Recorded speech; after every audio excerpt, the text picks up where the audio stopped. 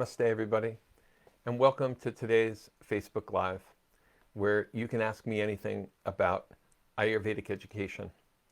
Our Facebook Live today is being monitored by one of my assistants, and at any time you can go ahead and type in a question. And if you have a question about Ayurvedic education, I'd be happy to answer it. Whether you are interested in studying at the California College of Ayurveda or you just have a general question about Ayurvedic education, I'm more than happy to answer that for you too. It's a great honor to be able to teach and to develop Ayurvedic education here in the United States. We've watched Ayurvedic education grow in the United States since the mid-1980s. Our school is now celebrating its 25th anniversary. We opened up in 1995. And the California College of Ayurveda in 1995 was the first state-approved college for the study of Ayurvedic medicine, really outside of India. And so since that time, we have been helping to build the infrastructure of the profession here in the United States. In 1997, my first group of graduates and I started the California Association of Ayurvedic Medicine. In 1998, we started the National Ayurvedic Medical Association, myself with 3 other individuals from around the country. And since that time, I've also been involved in starting the National Council on Ayurvedic Education and the National Association of Ayurvedic Schools and Colleges. So I've been immersed in the development of the profession of Ayurvedic medicine here in the United States for the last 25 years. The California College of Ayurveda during that time period has educated thousands of students, many of whom have been in our Ayurvedic Health Counselor program, our Clinical Ayurvedic Specialist program, and for the last several years, our Ayurvedic Doctor program as well.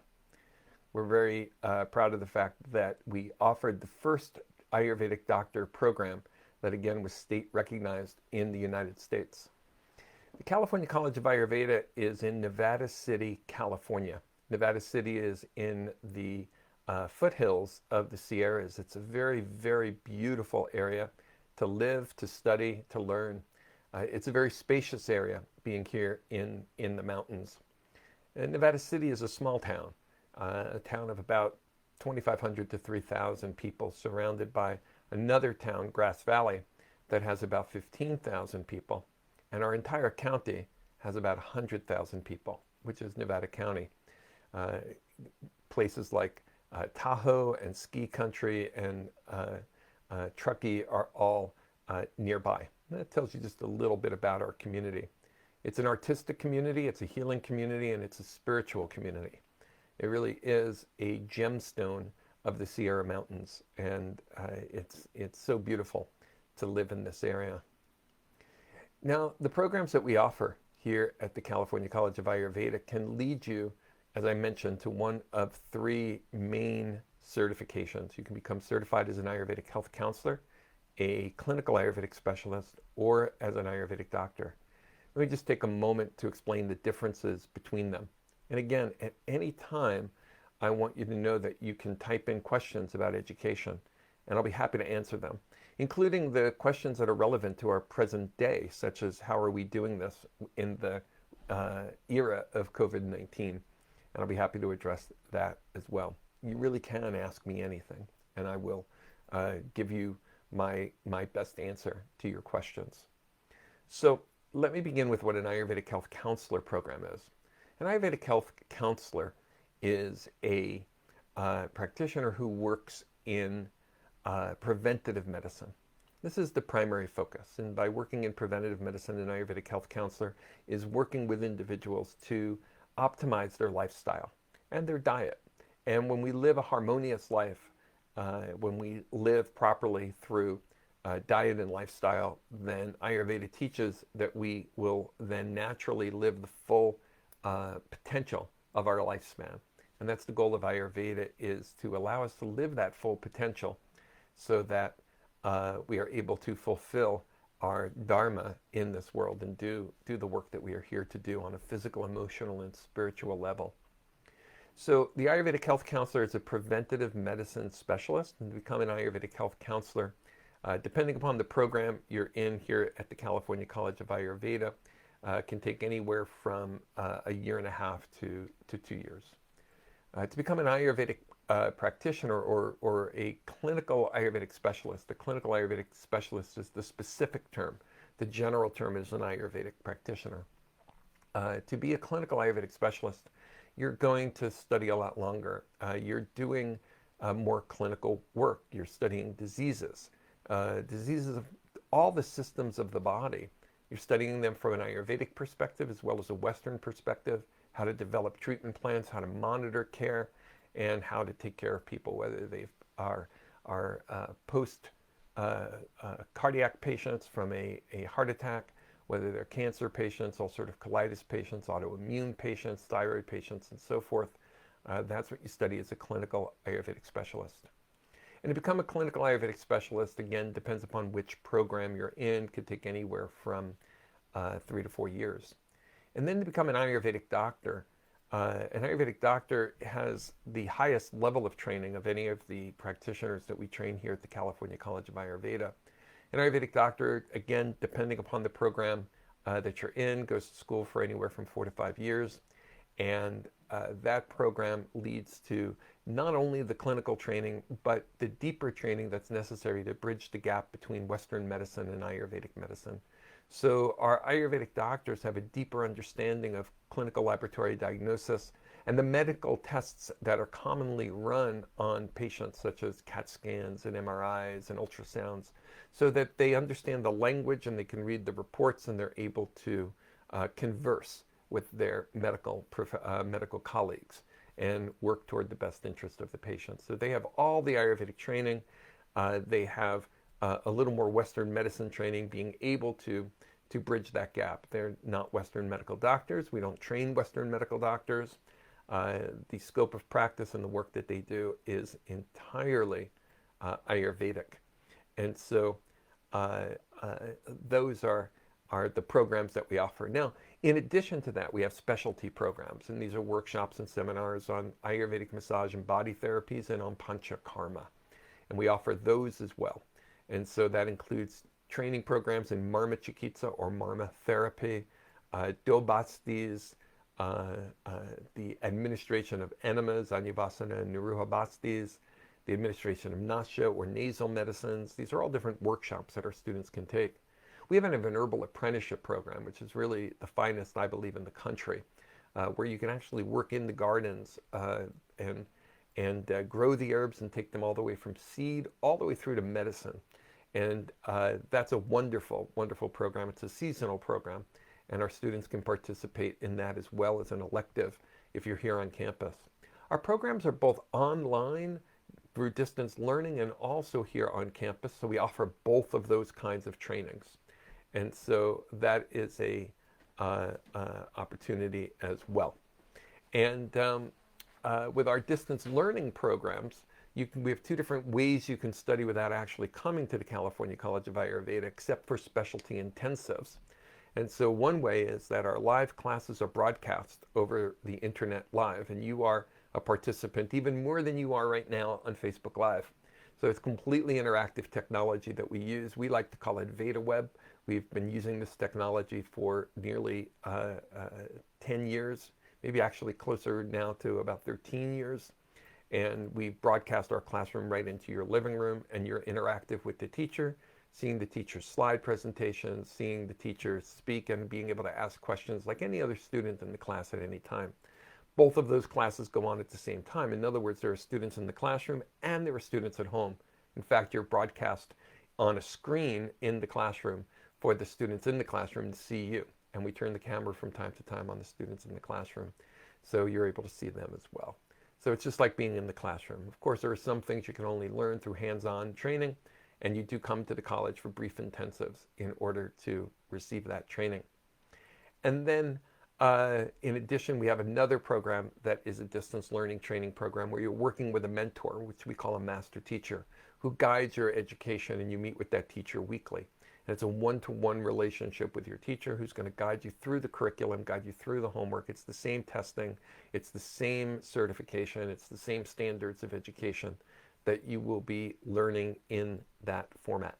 And so those are the two distance formats we have. And then you can come here and you can study on site in the classroom.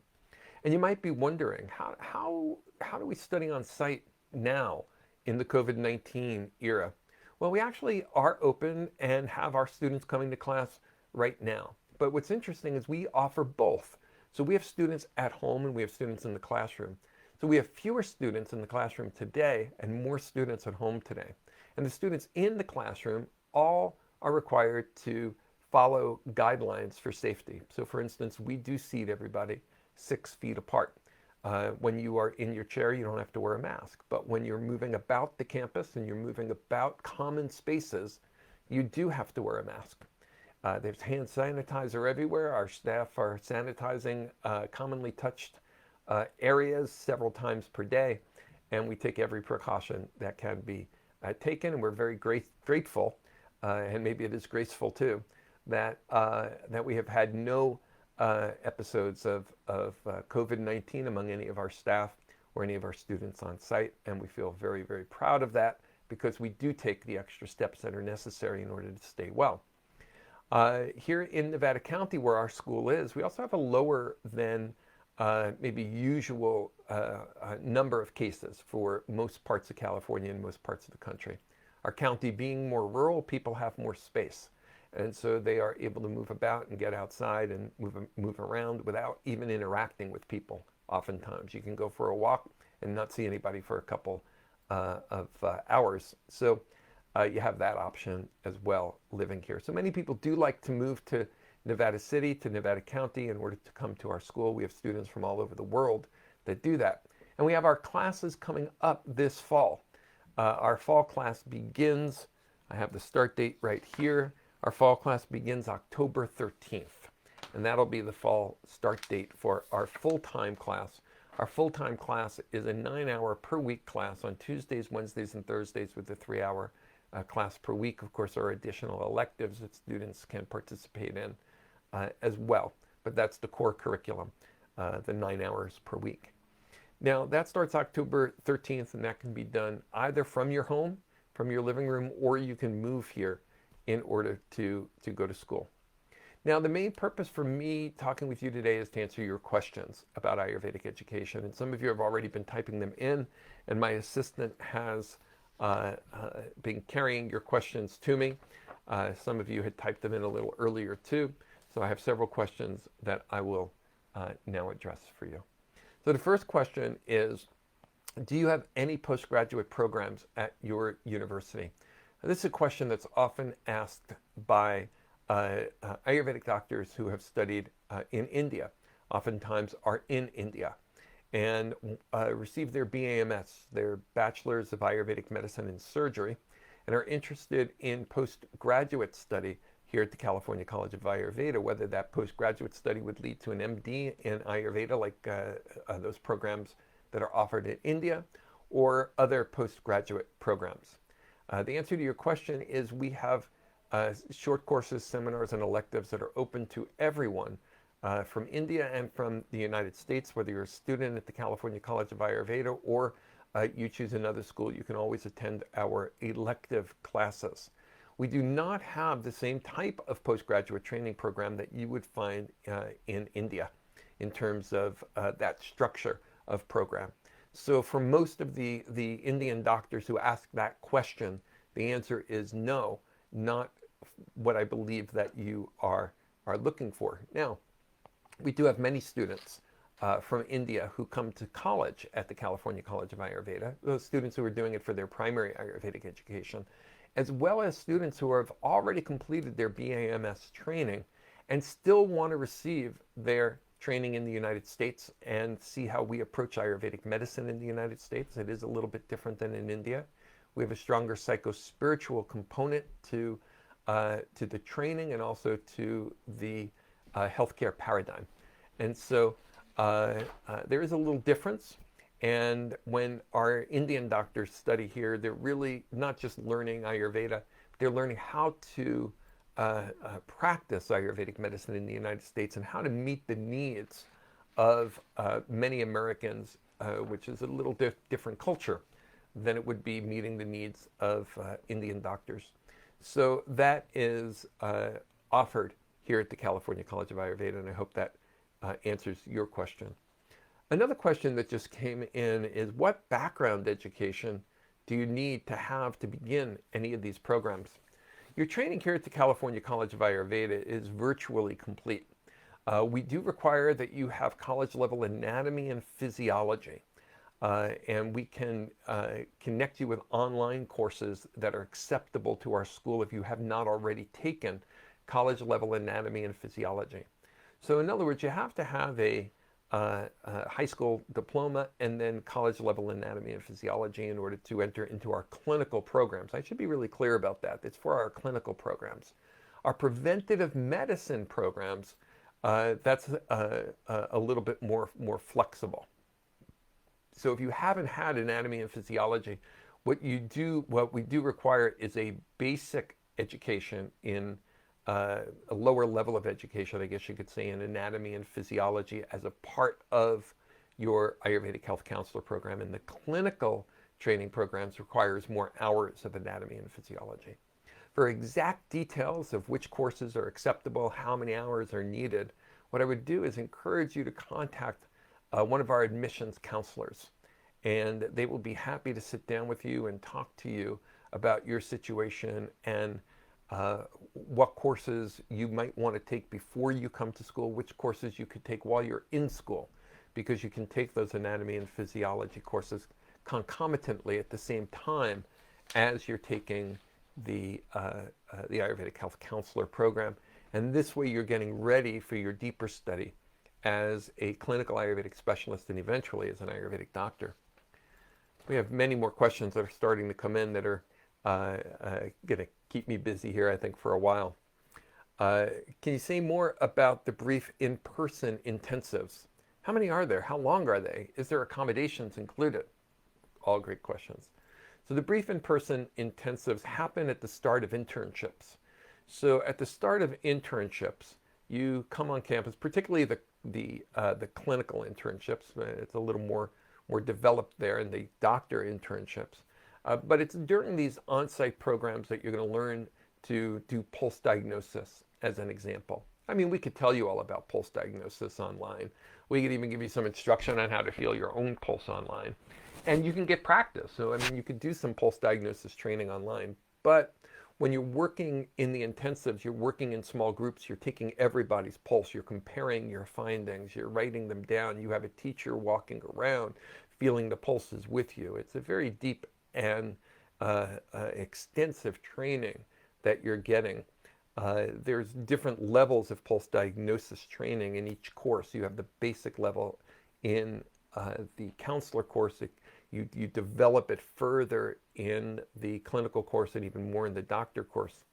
In pulse diagnosis, you're going to not only be able to understand the doshas that are disturbed, you'll be able to identify the prakriti and the vikriti, but you're also going to be able to identify the bhutus, the elements that are disturbed in the body, and also the Guruvadi gunas, or the subtle qualities of the pulse, that tell you more specifically how to treat the patient. So in each of these programs, you're getting more and more subtle in your training in pulse diagnosis. There's more that you do in these trainings and these hands-on intensives. There's different levels. You might be learning to take blood pressures. You might be learning to do abdominal examinations on patients. During your time here, you will observe a consultation being done in front of you. You're going to be able to ask questions about that consultation. So there are a lot of activities that are here that go on anywhere from 1 to 2 weeks, depending upon the intensive that you're in at the level of your training. As far as how many there are 3. There's one for the counselor program, one when you start your practitioner training, and once when you start your doctor intensive, your doctor internship program. And then the other question is, are there accommodations included? We give you resources for local accommodations right around the college. We do not have accommodations here at the college for you while you're coming in for these intensives. We are maybe the largest college of Ayurvedic medicine in the United States in terms of a college that just does Ayurvedic medicine, but we're still a relatively small school. We have a acre and a half campus. We have about 15,000 square foot of building space for clinic as well as education. We have 4 classrooms. We have overnight facilities only for patients who are going through panchakarma. We don't have overnight facilities for our students, so they're housed right around the campus. And when that time comes, we'll give you those resources to be able to do that. Another question came in, do you offer scholarships for the full-time program in October? We do have a scholarship fund, and there are 5 different kinds of scholarships that you can apply for. And the enrollment counselors would be happy to talk to you about those various scholarships. They're all partial scholarships. None of them are full scholarships, but they're all partial scholarships. And there are 5 different kinds, and some of them are needs-based. Some of them are for special groups of individuals. And so please contact the admissions department. You can contact Tiffany, TIFF-INY at ayurvedacollege.com. You can email her. You just call the school. You can email the school at our info@ayurvedacollege.com address, and it'll get to her. And she'll be able to answer all of those questions for you. You can also go online to our website, and there's an Ask a Question form on most of the pages. And you can fill out the Ask a Question form, and you can always get your answers that way as well. Next question that came in, is the Doctor of Ayurveda same as BAMS, Bachelor's of Ayurvedic Medicine and Surgery? No, it's not the same. It's a different education here in the United States than in India. One of the things I already mentioned, for instance, is that we have a greater emphasis on the psychospiritual aspects of Ayurvedic medicine in addition to the medicines themselves. In India, there is a greater emphasis in 2 areas, I would say. There's a greater emphasis on the Western medical component of the training. There's a greater emphasis on the way in which medicines are made in their most traditional format. The traditional making of medicines is it's not practical, to be honest with you, here in the United States. Those of you who are in India, you understand what I'm talking about. It's a very extensive process. It requires a lot of people, a lot of people working very simply to make the medicines in their most traditional way. So they're made a little bit differently here in the United States. Other training as well is that in India, you're going to learn some surgery. It's BAMS, Bachelor's of Ayurvedic Medicine and Surgery. Here in the United States, we're not allowed to practice surgery under the regulations for Ayurvedic medicine. So there's none of the training necessary to help individuals to become competent in minor surgery. So there's, of course, 95% of the education is the same, but there are some aspects of the education where there's a little bit of a different emphasis in India and a little bit of a different emphasis in the United States. They both provide excellent, outstanding training as long as you go to an excellent school. That is ultimately the key to your education, is the quality of the school, the quality of the teachers, and so on. All right, more questions that are coming in. Can you recommend some books to start exploring the Ayurvedic education, please? Well, I'm a little biased, but I could recommend you my book, which is Healing Your Life, Lessons on the Path of Ayurveda. Healing Your Life, Lessons on the Path of Ayurveda. You can download it through the usual places that you go to buy books, and you can either buy the physical book or you can download the book. There are many great introductory books on Ayurvedic medicine. I'm a fan of anything that's been written by David Frawley. If you want to go deeper into classical texts, then you would be going into texts that we use to develop our textbooks here at the college. Texts like the Caraka Samhita, Sushruta Samhita, Ashtanga Hrdayam, Ashtanga Samgraha, Madhava Nidanam, Sarangadhara Samhita.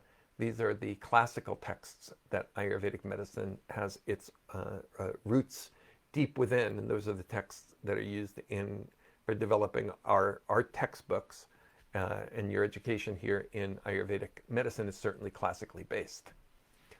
All right, more questions that are coming in. They're coming in faster than I am able to answer them, but I'll keep doing my best. If the course is done from your university, then what are the scope for working in California? Well, you can work within the scope of practice of your training. And so if you are a Ayurvedic health counselor, you can open up a practice in California and you can do preventative Ayurvedic health care.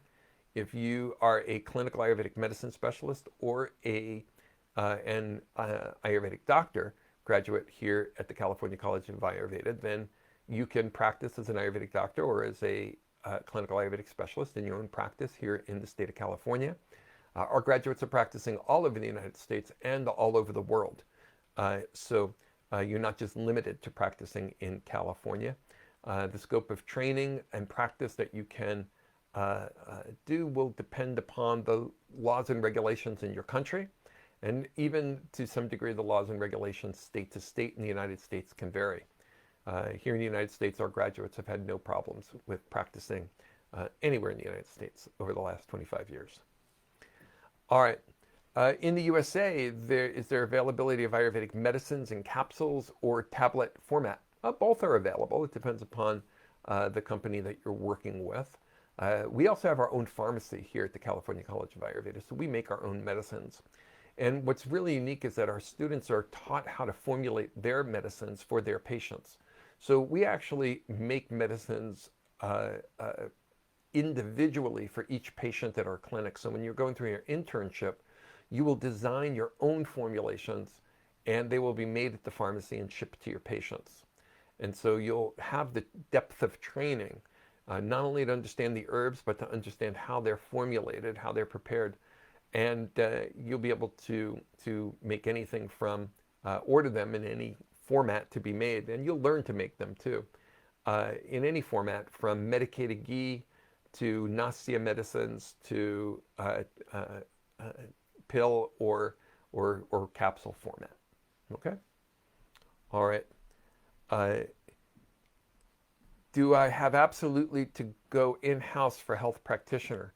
Because I would like to avoid traveling for now. Oh, well, I'm not quite sure that question. If you're talking about seeing a health practitioner, we do video consultations from our clinic. So you don't have to come here for healthcare consultations. We see patients all over the world. If you're talking about coming to the college for the Ayurvedic Health Counselor program, you wouldn't have to come for, if you're in the full-time program, it'll take you about 8 months before your internship, maybe as long as a year. So that'd be a year from now. Then you'd be coming to the United States for your internship or coming to California for your internship. Again, the internship intensive. You will do your internship in your own communities under the guidance of one of our clinical supervisors. I didn't mention that earlier. So you're coming just for the intensive to get some hands-on training and to learn some components that you're then going to take back to your communities with you. You can do your internship at our clinic. You're absolutely welcome to do that. Those internships are 6 months in duration for the health counselor and also for the clinical specialist. They're another year for the doctor.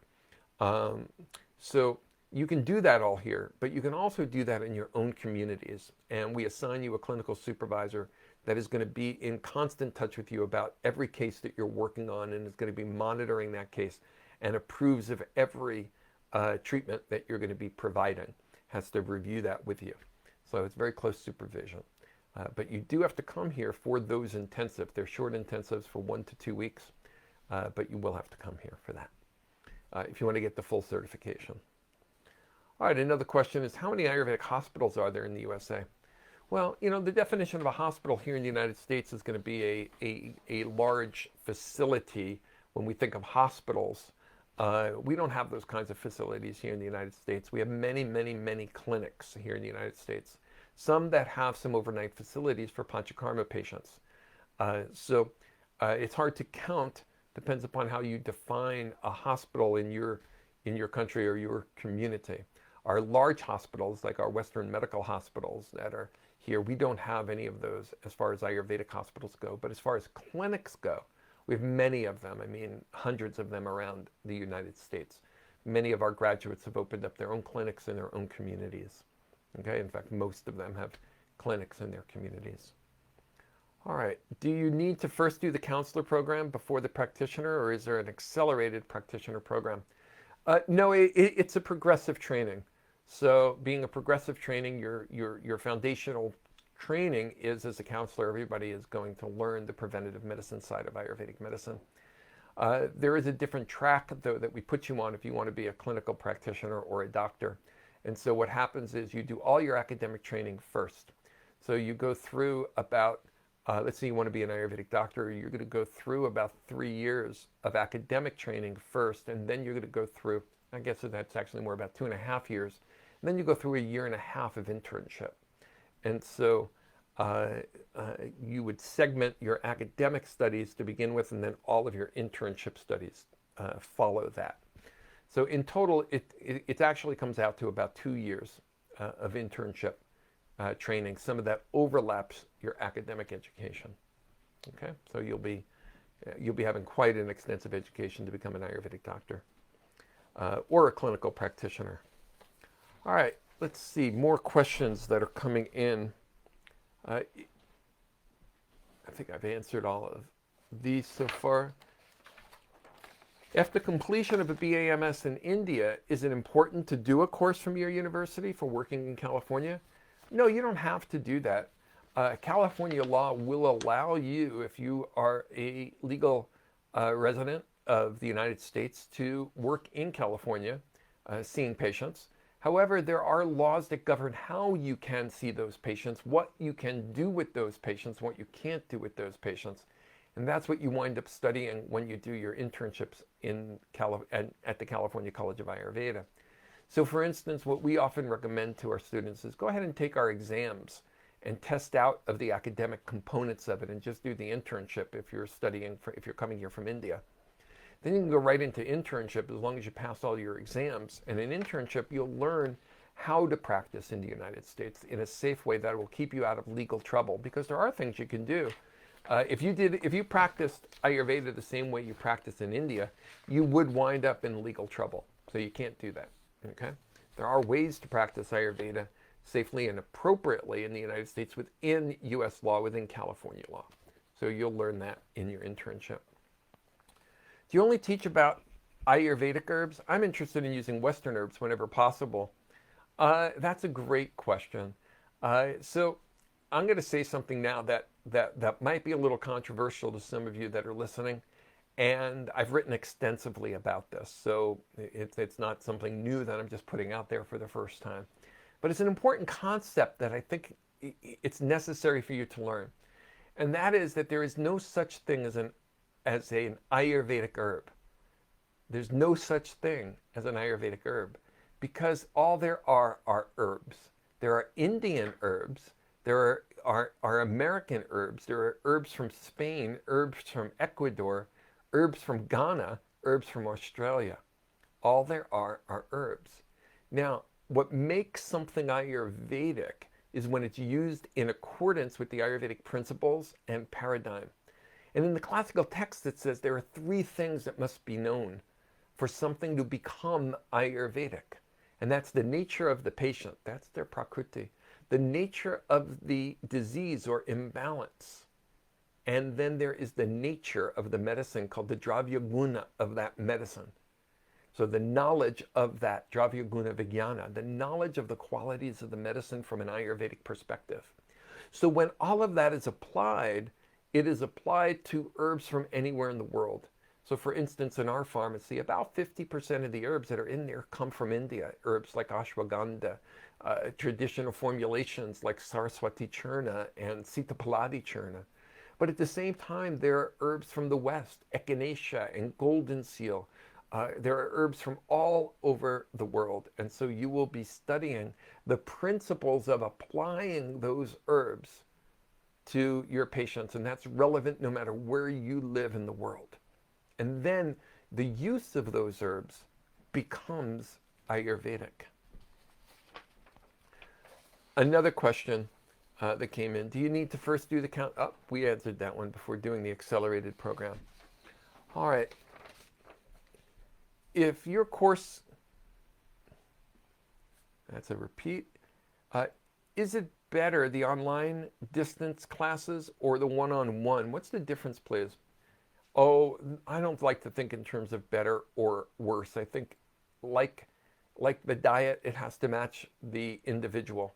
And what works for you and is going to support you is what's going to be best. The standards of education are the same in both our online program, where our classes are broadcast into your home, and what we call just simple distance learning, where you're working with a mentor. So we have live online, which is our classroom. Our regular classroom that is happening live is also broadcast online into your living room. And we have our simple distance learning program, where you're working with a mentor. All right. Which of those is better if you want to study from home? If you want more of a classroom experience while you're home with more interaction, with teachers, longer classes, able to ask questions at any time, you're doing your reading assignments before class, you are just like you're in the classroom, it's just that you're at home, well then the live internet class is the best class for you. On the other hand, if you are working and you've got an irregular schedule and you need to study when you want to study, then working with the mentor is going to be the best way to go, with what we call the master teacher, because that allows you to study the text, to do the homework, to do the projects, to take the exams, all in a highly structured format, but it's not nearly as structured as what happens when you're in the classroom, where you have to be in class each day. If you're registered into the live online class, it's not an option to come to class. You're absent if you're not there. And if you're missing too much class, you get dropped from the program, just like you would at a university. Okay, so there are different programs you can enroll in. You can also transfer from one program to another in case you're having difficulties in one program and you feel like a different format would work better for you. How long does it take for students to build their practices after graduating? That's a really great question. Because of the way we run our internships, you learn how to build your practice during your internship. You're having practice management training built into your internship program, and that makes it really easy for students to go into practice after they graduate. In fact, for many of our students who are doing their internships off-site in their own communities, their internship is the bridge to practice. After they graduate, they just continue to see the patients they've been seeing. And so therefore, it doesn't take long to build a practice at all. Everybody is different. I couldn't tell you that for everybody it takes, within a year you'll be making $100,000. I can't say that because everybody is different. There are students who will, and there are students who will struggle more. We're such unique individuals in our personality and in the obstacles that are present within us. However, you do have practice management and business training while you're in the school, so that when you graduate, you're ready to go. You can go into practice the day after you graduate. You're not going to feel like, oh my God, I don't know what I'm doing. Where do I even begin? All right, because of the way the internship is set up, you've gone through all of that struggle during your internship, and you are prepared. And that's why our graduates are really known for going successfully into practice. That's one of the things that our school has a reputation for, that our school, the graduates actually do practice. They actually are successful. It's one of the things we pride ourselves on. All right.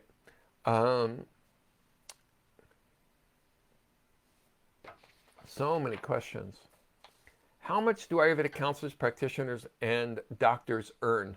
That's a really good question. I haven't seen any studies that break it down between the three. In fact, we only started graduating Ayurvedic doctors 2 years ago, so those studies haven't been complete.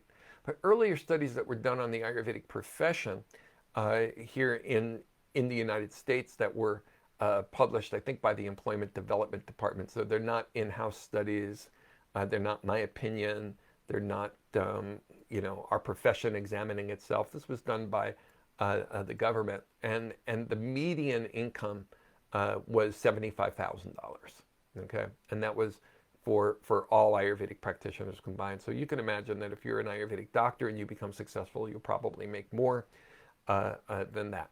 But there's going to be a range. There's always some people who have more entrepreneurial minds, and they're going to go out there and they're going to really push and make things happen for themselves. And Here in the United States, when you graduate, you're trained to go into private practice. It's not like you're going to get hired by a hospital.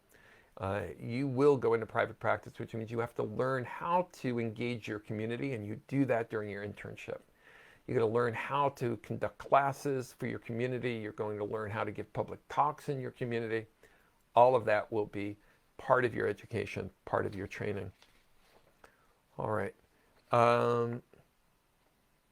What is the difference in terms of patients of a counselor and a clinical practitioner?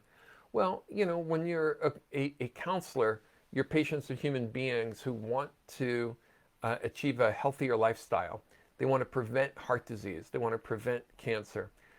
They're not coming to you because they have a condition that they need treated. They're not coming to you for asthma. They're not coming to you for ulcers. They're not coming to you for COVID-19.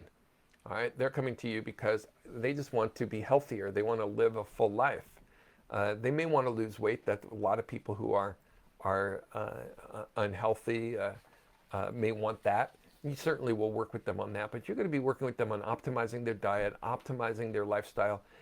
You will work with them on normalizing their elimination. And from an Ayurvedic perspective, optimum digestion is essential. You will optimize their digestive system. You'll help them learn how to build ojas, which is what gives you the capacity to resist disease and to heal when you do get sick. So that's in the counselor program. You have a lot to do with your patients. In the clinical programs, people are coming to you not only for that, but specifically, they're going to say to you, look, I've got asthma. Can Ayurveda help me? Can you help me? I've got this, or I've got migraine headaches. Can you help me? All right. So you have much more clinical training. And as the practitioner, you actually know what all the diseases are. Whereas as an Ayurvedic health counselor, you didn't study that. They come into you and they say, I've got retinitis pigmentosa, and you're scratching your head going, I have no idea what you just said, because you didn't study the clinical side of it. I've got glaucoma. You don't know what glaucoma is, okay? So when you study the clinical side, then you're a clinical Ayurvedic specialist or an Ayurvedic doctor. Those are the two different clinical levels. All right. What do you do to prioritize attracting and supporting a diverse student body and staff? Well, we accept students, who apply to our school who are qualified. We don't have any kind of criteria that we use that has anything to do with race or gender or religion. We try to stay open to everybody. In the Ayurvedic field here in the United States, it's about 80% female and about 20% male. And so that's about what our student body is. And here at the college, in terms of our staff, it's pretty similar. It's about 80%, 80-20, I would say, in terms of the number of people getting involved in Ayurvedic medicine between men and women.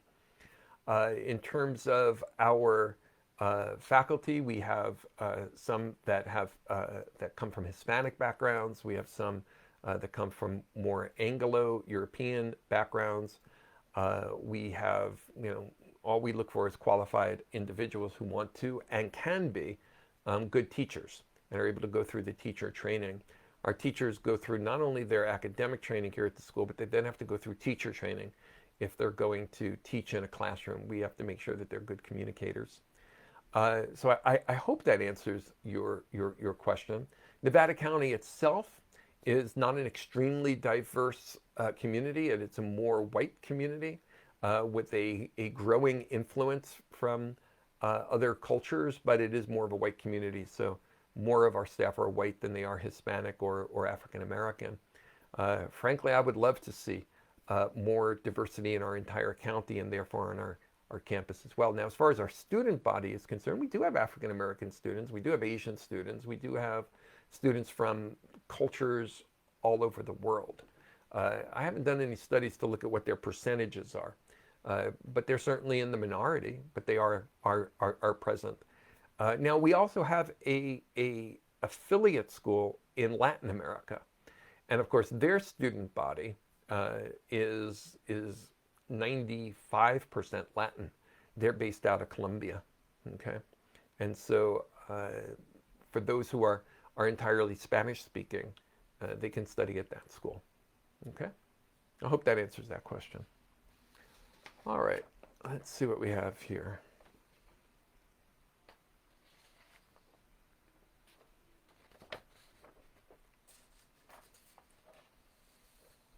All right, what background education do you need to begin? Well, we've answered that question already.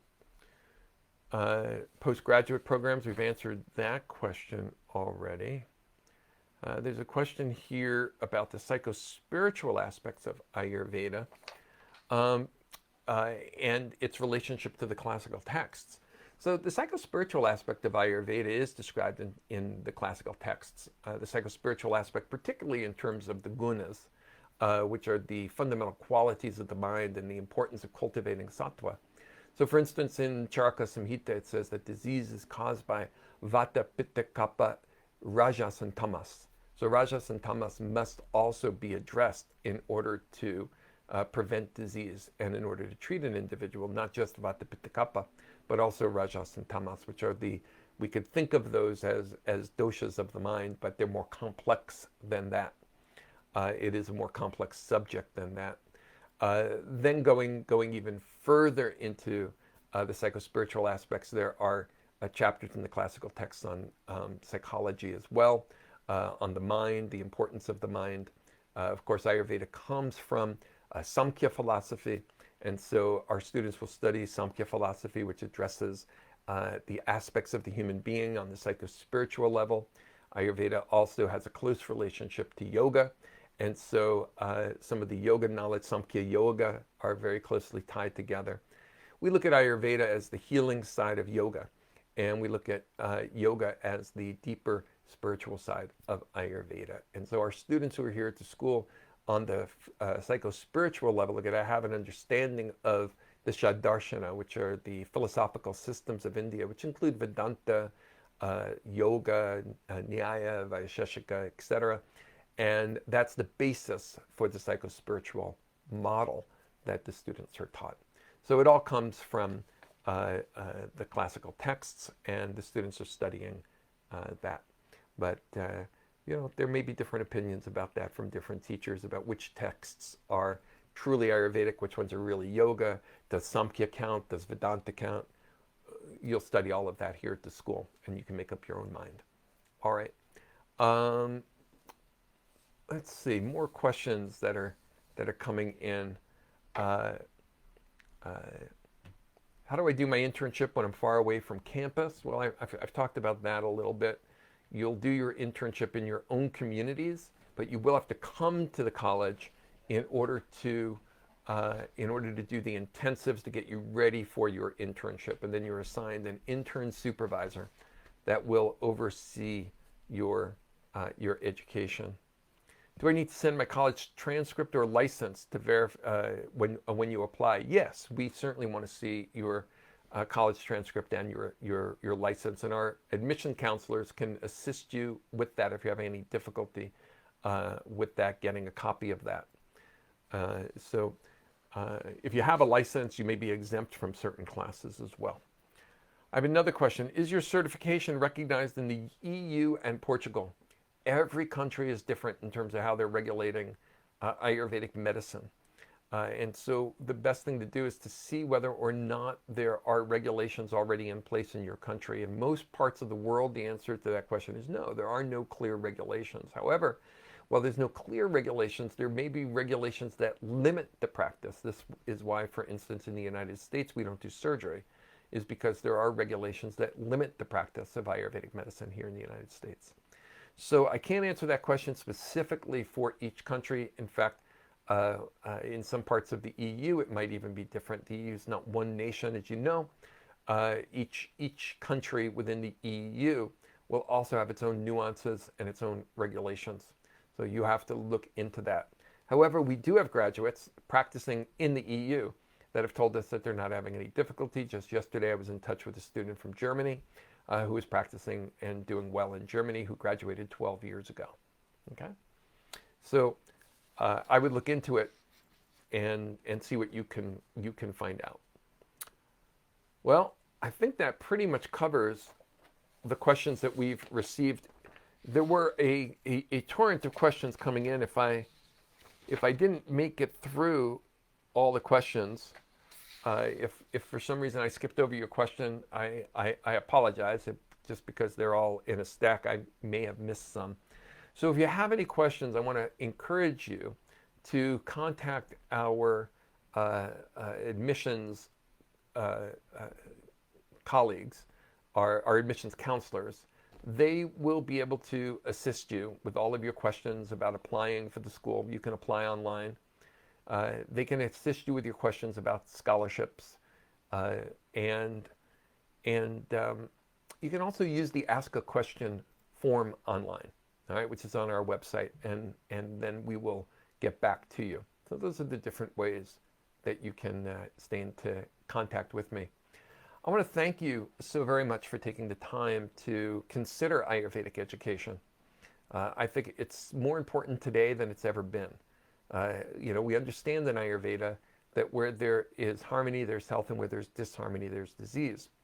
And so much of the work we do is to facilitate harmony in ourselves and harmony in the world around us. And the end result of not living in harmony is suffering, and there's tremendous suffering in the world today. Ayurveda is essential for building the immune system and keeping us safe in pandemics. And that's also more essential today than ever. So there is a great demand for good Ayurvedic practitioners. And I hope that if your heart is speaking to you and you're feeling drawn to participate in helping to make this world a better place and helping to bring healing to body, to mind, and to consciousness, both within yourself, in your communities, and on this planet, then I really encourage you to pursue your dream of becoming an Ayurvedic practitioner. I'm going to chant Om now 3 times to conclude. Om.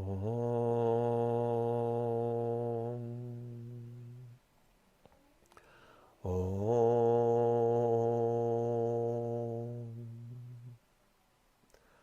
Om. Shanti, Shanti, Shanti.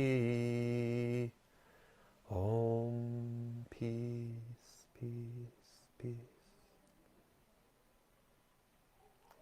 Namaste, everybody. Have a beautiful rest of your day wherever you are. Stay safe, stay well, be kind, be love, be well.